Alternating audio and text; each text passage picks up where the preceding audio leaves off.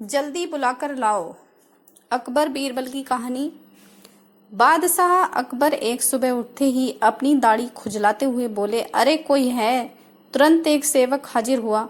उसे देखते ही बादशाह बोले, जाओ जल्दी बुलाकर लाओ, फौरन हाजिर करो। सेवक की समझ में कुछ नहीं आया कि किसे बुलाकर लाएं, किसे हाजिर करें।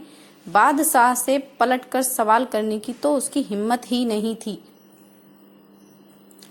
उस सेवक ने यह बात दूसरे सेवक को बताई, दूसरे ने तीसरे को और तीसरे ने चौथे को।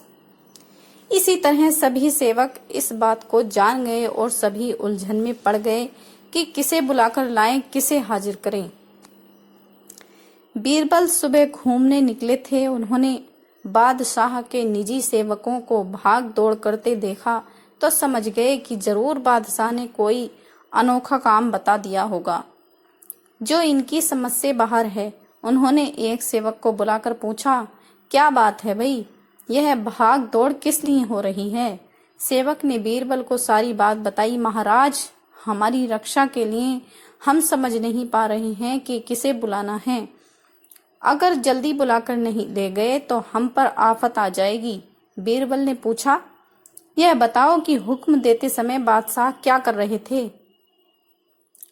बादशाह के निजी सेवक जिसे हुक्म मिला था उसे बीरबल के सामने हाजिर किया तो उसने बताया, जिस समय मुझे तलब किया उस समय तो बिस्तर पर बैठे अपनी दाढ़ी खुजला रहे थे।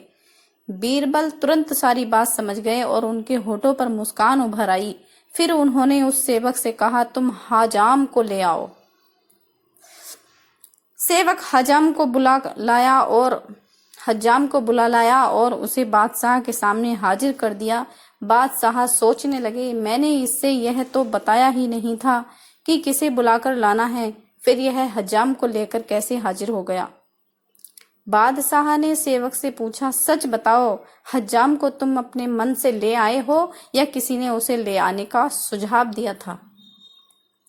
सेवक घबरा गया, लेकिन बताए बिना भी तो छुटकारा नहीं था। बोला, बीरबल ने सुझाव दिया था। जहां पनाह बादशाह बीरबल की बुद्धि पर खुश हो गया। तो दोस्तों, आपको ये कहानी कैसी लगी? इसे लाइक करना, सब्सक्राइब करना और कमेंट करना।